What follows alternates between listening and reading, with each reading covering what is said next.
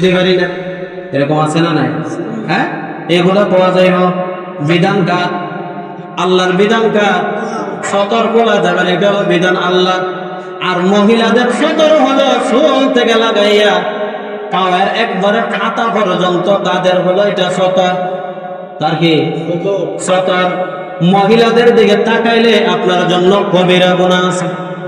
কি গুনাহ? কবিরা গুনাহ, ছোট না বড়? যে নারী সতর বলবে মাথার চুল থেকে লাগাইয়া পায়তল পর্যন্ত কোন একটা অঙ্গ যদি পুরুষে দেখে তার যতটুকু গুনাহ হবে, যে নারী দেখাইছে এই নারীর আরো বেশি গুনাহ হবে। একজন পুরুষ যদি হাত প্যান্ট পরে রাস্তার দিকে হাঁটে, যে ব্যক্তি দেখছে এই ব্যক্তিরও গুনাহ হইতেছে, যে ব্যক্তি আপনারা কইলা হাঁটতেছে ওই ব্যক্তিরও গুনাহ হইতেছে।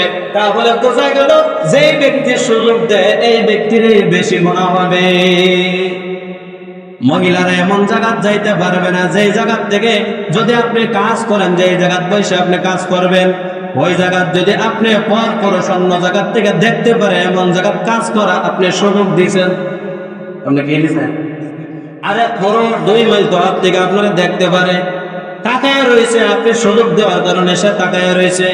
যদি আপনি দেখা করতেন না, সুযোগ না দিতেন, এমন জায়গা না বসতেন, অন্য জায়গা থেকে দেখা যায়, তাহলে আপনারও গুনাহ হইতো না, এই পুরুষের গুনাহ হইতো না। ঠিক না? আমরা তো বুঝি না সহজ ভাবে। মা বোনদেরকে বলবো আপনারা পর্দার থেকে বাহির হবেন না। এমন কিছু কাজ করবেন যে কাজ পর্দার থেকে করা যায়, আর এমন কোনো কাজ করবেন না যেটা পর্দার থেকে করা যায় না। কারণ হলো পর্দার বাহিরে আপনার স্বামী আছে, আপনার ছেলে আছে, আপনার ভাই আছে, ওদেরকে দিয়া করাইবেন। পর্দার বাহিরে হইয়া আপনার জন্য কাজ করার এত দরকার নাই। ঠিক না?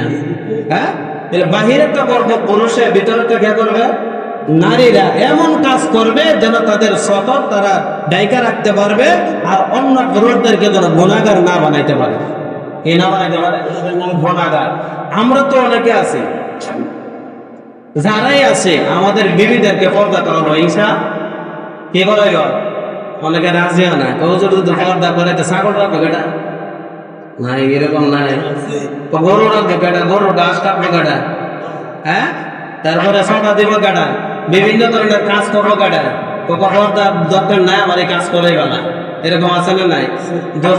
দুনিয়াতে না আপনি কাজ করে গেলেন, কিন্তু আখেরাতে আপনি বাঁচতে পারতেন না। বিশ্বাস করেন, আখেরাতে কি করতে পারতেন না? বাঁচতে পারবেন না। এটা লিখে রাখেন। কেন? দুনিয়াতে মানুষ যতই শান্তি খুঁজক না কেন, আল্লাহ যদি শান্তি না দেয় কোনো মানুষ শান্তি পাবে না।